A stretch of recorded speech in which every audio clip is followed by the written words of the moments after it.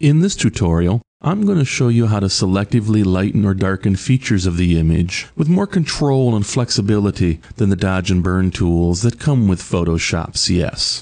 Instead, we're going to use an overlay layer. We're going to fill it with 50% gray, and then using the brush tool with black and white, we can selectively lighten or darken features of the image. This technique will work with earlier versions of Photoshop and with Photoshop Elements. So let's get started. The first step is to create an overlay layer and fill it with 50% gray. We can do that quickly and easily in one step in Photoshop CS. If you're new to Photoshop CS, just go up to the Layer menu item, select New, and Layer. If you're a Photoshop veteran, you probably prefer keyboard shortcuts. On the PC, that's Control-Shift-N. On the Mac, it's Command-Shift-N. You'll notice over on the Layers palette on the right that I tend to use a lot of layers when I'm editing, so I find it helpful to change the name of the layer as I create it. So I'm going to change this one to Dodge and Burn so I remember what the layer did later when I look at the image. You want to change the mode from Normal to Overlay, and you want to be sure to check this box here, Fill with Overlay Neutral Color, 50% gray. In Overlay mode, anything that's gray remains unchanged, so when we click the OK button, the image will look just like it did before we created the new layer. This new layer will be the foundation for the Dodge and Burn effect, where we use the brush tool and paint in black, the image will darken. Where we use the brush tool and paint in white, the image will lighten.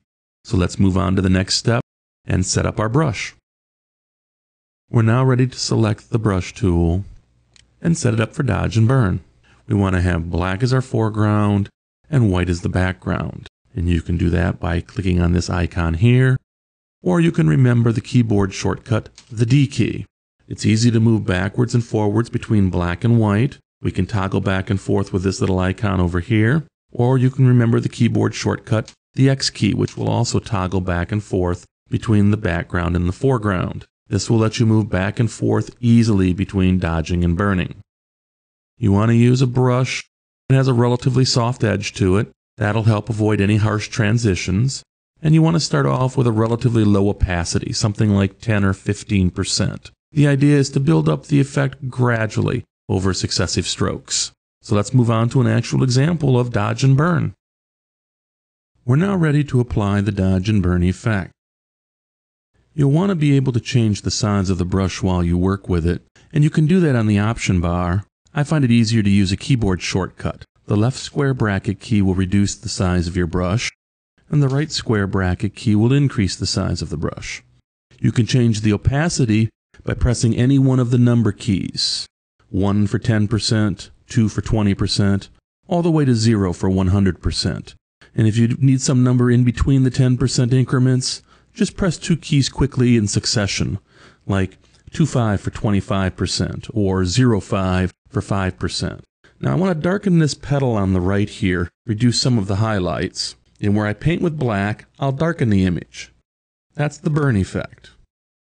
I used a low opacity to start, 15%, so it's going to take several strokes in order to build up the effect.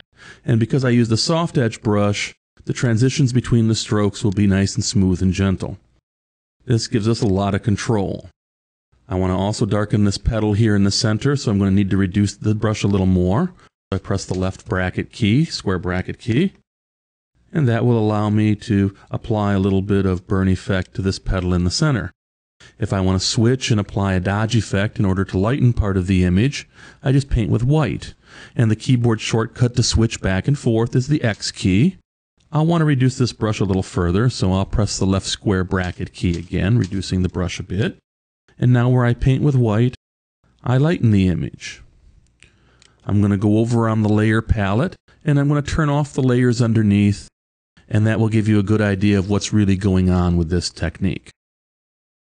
If you hold down the Alt key while you toggle the eye icon, you turn the other layers of the image on and off. We can see here that where we painted with black, we darkened the image, and where we painted with white, we lightened the image. I'm going to go back, restore the other layers by holding down the Alt key while I click on the eye icon. And now I'm just going to turn the top layer on or off by clicking on the eye icon. That will make it obvious where we've applied the dodge and burn effect. It's a rather subtle effect here. That's what we wanted. If you find that you make a mess of things and you want to restore some of the image details, you can do that quickly and easily by going up to the swatches, selecting 50% gray, and then setting the opacity to 100%. And where you paint on the image, you'll restore the original details from the layers underneath. This is not only my favorite technique for dodge and burn, it's the only technique that I use, and I hope you find it helpful in your digital photography. To summarize quickly, you start by creating a new layer, changing its blend mode to overlay, and filling the layer with 50% gray. You can do that quickly and easily in one step. The easiest way is to use a keyboard shortcut.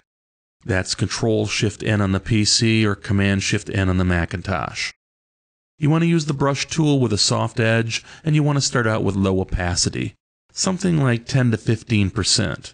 The idea is to build up the effect gradually over successive strokes. You can use the left square bracket key and the right square bracket key to change the brush size, and the number keys to change the opacity while you work. Black will darken the image, and white will lighten the image, and you can switch back and forth quickly and easily by pressing the X key. If you find you made a mess of things and you need to restore some of the original features, just paint with 50% gray.